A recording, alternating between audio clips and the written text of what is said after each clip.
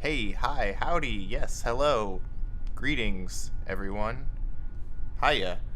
My name is Chris, and I am the resident nerd of this channel, and today, and most other days, I am going to be shooting rockets up into the sky.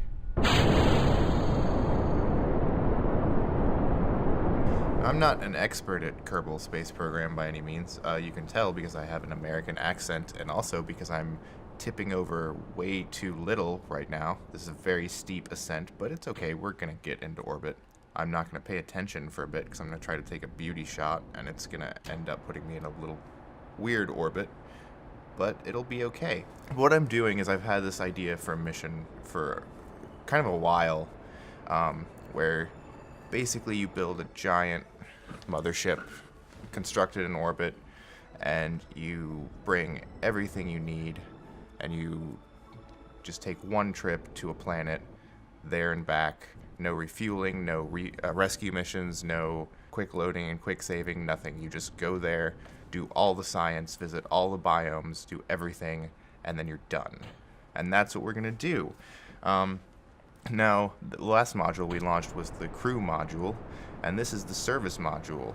And what you're about to see now with it's going to flip out, and that's totally intentional because I try to build rockets in a sort of a minimalist fashion, which means I don't end up always putting on little separatrons to detach all the parts. And sometimes that means you just kind of have to do a somersault to get the part to fall off on its own. But it's okay, it works. Our service module has the probe core and the solar panels and all the plumbing that you need. And it's now going to rendezvous with the crew module, which just has a science lab and habitation modules. And we rendezvous at very high speed, and we almost hit it. Someday, we will have a mid-space collision, but not today. Today, we just have to try to dock these two things, which is hard because the crew module doesn't have control, so every time we bump into it the wrong way, we end up knocking it around. But eventually, I get my act together, and we sort of line these things up a little bit, and we get them docked together. This mothership and all of the ships that are going to be used in this series are named after Greek pre-Socratic philosophers because that's the extremely nerdy thing that I'm into right now, thanks to the History of Philosophy Without Any Gaps podcast. Shout outs. This ship is named after Parmenides. This is the Parmenides, I should say. And Parmenides is probably the most important pre-Socratic philosopher. His philosophy was based around the idea that motion was impossible, and we're disproving that with our engines. And we're about to launch some more engines. This is the main engine block for our mothership, and this launch goes interestingly. Let's listen to me launch it live. Well, I did a very good gravity turn. Oh no! Everything has exploded. That wasn't supposed to happen. There's supposed to be another engine underneath. Oh, this is the first grievous error. Yeah, I don't really know what I was saying, talking about grievous errors, but I've turned on the other engines to try to salvage this launch, but it's not gonna happen, so I'm just gonna fall into the ocean and cause a lot of nuclear pollution. Nice. But there's nothing actually wrong with that rocket, so I just filled with the staging a little bit and tipped over the wrong way, but we've recovered and we're tipping over to the east now, and our stage separation happens and nothing explodes that isn't supposed to, and we're on our way to orbit, and that's great. This is the main engine block, like I said. These engines and the crew module and the service module, the stuff that I have launched so far, these are going to be the only parts of the ship that actually make it back to Kerbal. They're going to be the only parts that make it through the round trip. Everything else is either going to get dumped along the way or just left at our destination. And right now we're just getting into orbit, and it takes a while because I do it properly this time and go several orbits waiting for a rendezvous. And now we're just getting into a docking, which is really nice. I have control over both parts, which means I can line them up and make them come together really nice. And then I just do some fuel transfer just to consolidate the fuel that I have spent, since I have used the actual main engines for the orbital maneuvering, and we renamed it the Parmenides finally, and there it is in all its glory. Now we're launching the booster engine stage. This is the wonkiest looking rocket that I designed for any of these, but it uses those space shuttle main engine things on the bottom, and I actually tested this one and it worked. Unfortunately, this is not the test launch. This is a launch that is a little too shallow, and we flip out once, and then we have to flip out again to actually detach that nose cone, which had some fuel in it, and we have a little more fuel left, but now we're stuck on those nuclear engines, which for some reason aren't making noise, and also have a really low thrust to weight ratio, which means we have to really struggle against the upper atmosphere as we try to get out of the atmosphere and into an orbit. We're pretty close to orbital speed.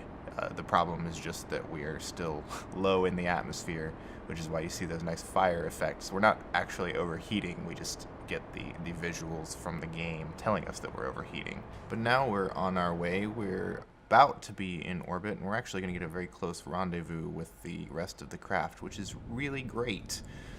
This booster stage provides extra thrust, which makes all of our burns shorter. Without this, each fuel tank would take about 13 minutes to burn, and with it, it'll take 6 minutes to burn, which is a huge improvement. This stage is going to be necessary for the arrival at our destination. Maybe it'll get used a little on the departure, but probably we'll just have to ditch it. And we have 2 docking ports actually to line it up nice so that everything works, and that actually works really well. In old versions of the game, trying to double dock things was a real pain, but it seems to be working fine every time I do it here, which is great, because I have to do it 3 more times. That's right, I'm launching the same rocket 3 times, and one of them flips out, but it recovers and everything's fine. These all get into orbit. These are the fuel tanks for the main engines on the Parmenides, for those nuclear engines. The third one is our kicker stage. It will increase the apoapsis of our orbit around Kerbal. It will not actually leave Kerbal, it will just get us on our way. The second one will leave Kerbal and send us on our way, and the third one will be for the plane change maneuver mostly. They'll overlap a little bit, but that's the basic gist of the staging that's going on here. And you can see all of these rockets have this sort of upper stage of just this little monopropellant thing that helps them maneuver. And the first one uses it to maneuver in between those engines and get caught on them, but eventually it gets into a dock. The double docking all goes smoothly. The second one goes just as well, although it I sort of miss. But eventually I get my act together and get it straightened. The third one, unfortunately, ran out of monopropellant before I could get it docked, and I had to use the Parmenides to do the docking maneuver, which is annoying.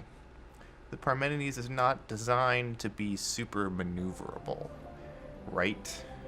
So there's a lot of things bouncing off of each other at low speeds as I try to make it work.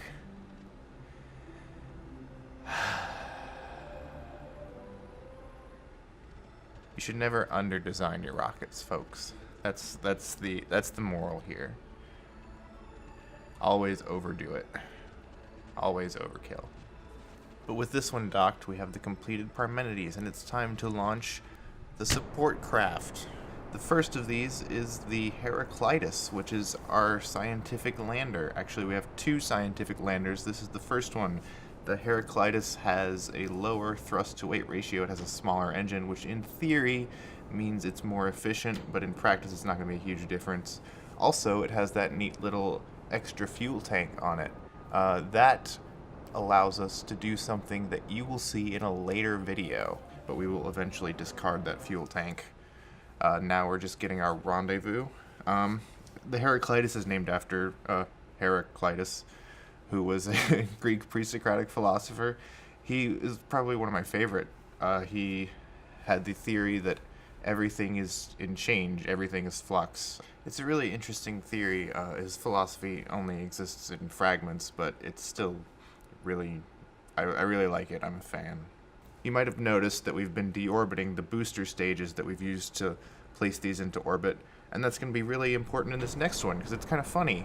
This next one is the Leucippus, or it might be the Democritus. I haven't decided if I want to change its name, because Leucippus might not have existed. But this lander is almost the same lander These are both scientific landers. They both have a crew capacity of 2 people, 2 Kerbals, and they both serve the same function. This one just has a bigger engine, which means it has a higher safety margin in terms of me actually being able to land and lift off. In case the other one crashes because I mess up the landing, this one will work. Leucippus or Democritus, both were early Greek atomists. One of them, at least, invented the theory of atomism, which is pretty cool.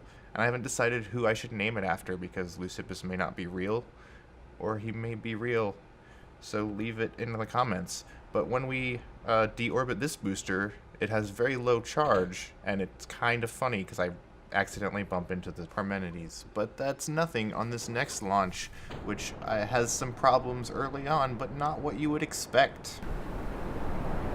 Oh god. Let's not tip over so fast. How about that? There's the danger. You don't want a rocket that turns out to be not quite stable. Whoa, hey, fun. Fun times. But I haven't noticed it yet, but the problem is not how fast we're tipping over, but... Oh, we're going the wrong way. Oh, that's great. That's great. Do you think we can get into a real orbit like this? Or do you think this is just like irrevocably boned? Let's find out.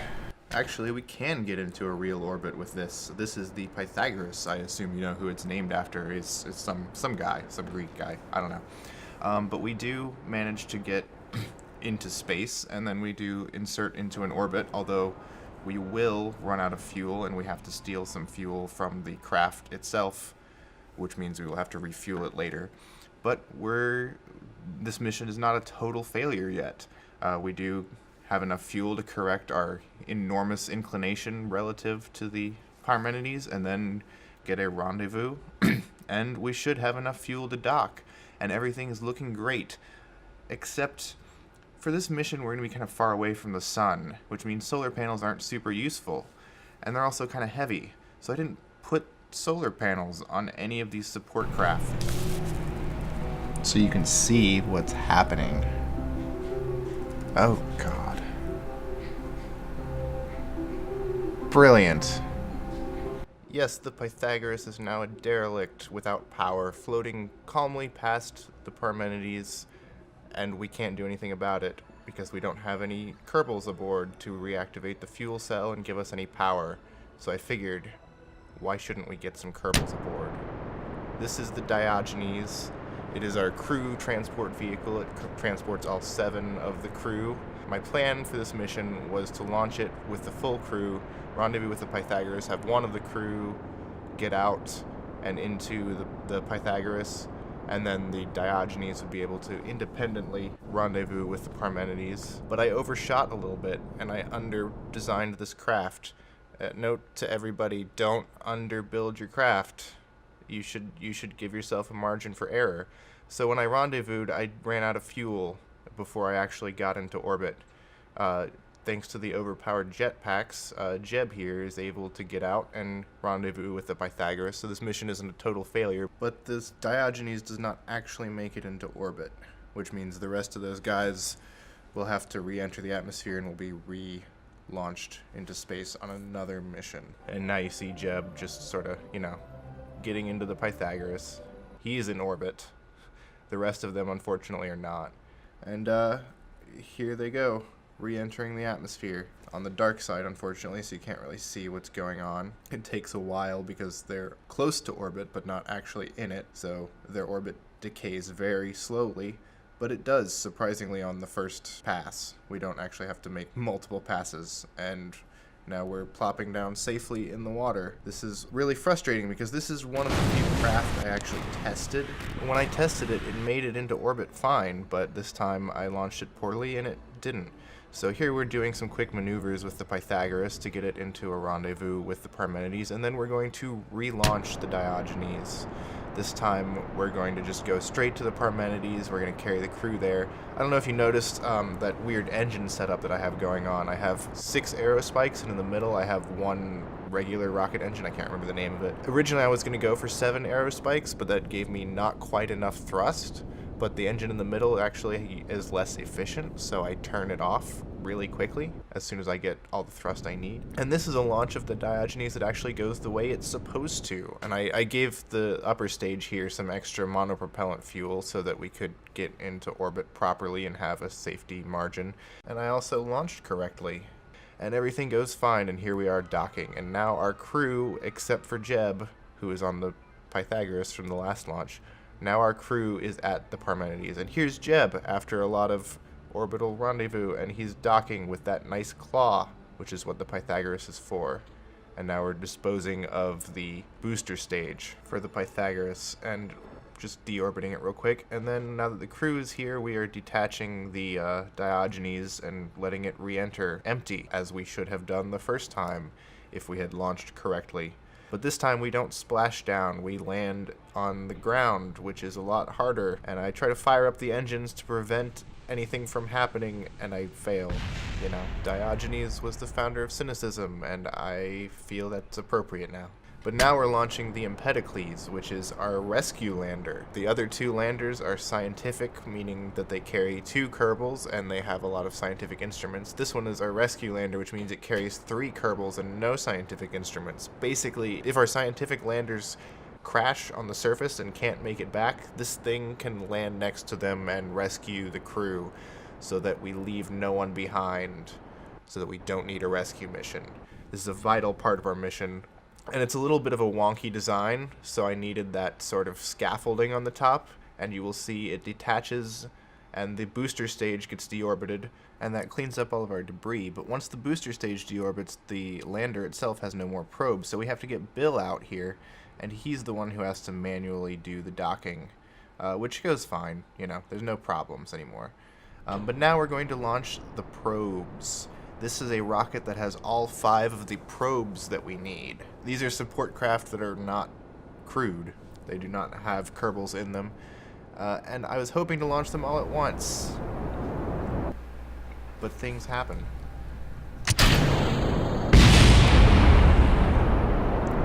Oh no! More catastrophe. It's not a total catastrophe. The resource scanner on the top broke off, but the remainder of the probes are in good working order and can make it all the way to orbit, almost all the way to orbit. The booster craft is actually not supposed to get them into orbit. The probes get themselves into orbit with little monopropellant boosters, and that is what this one is doing. This is the Xeno. It will be our main communications craft once we get out to our destination. It will be how we phone home.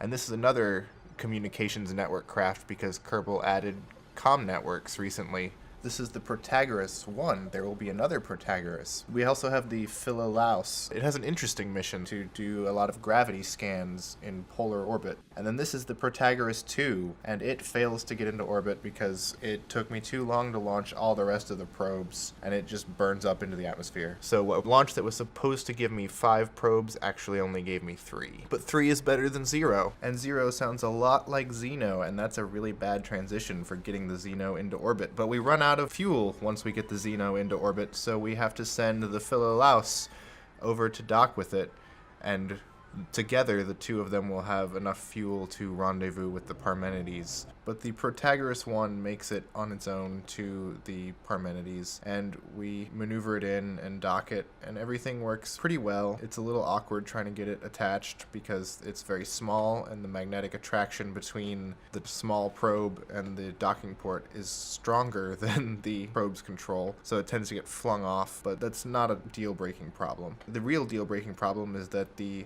Xeno and Philolaus, the combined craft, ran out of fuel after making it to the Parmenides, so we have to send the Protagoras 1 to refuel both of them so that they can each go rendezvous with the Parmenides. And here is the Philolaus docking, and here are the other 2 returning to the ship and now undocking and heading over.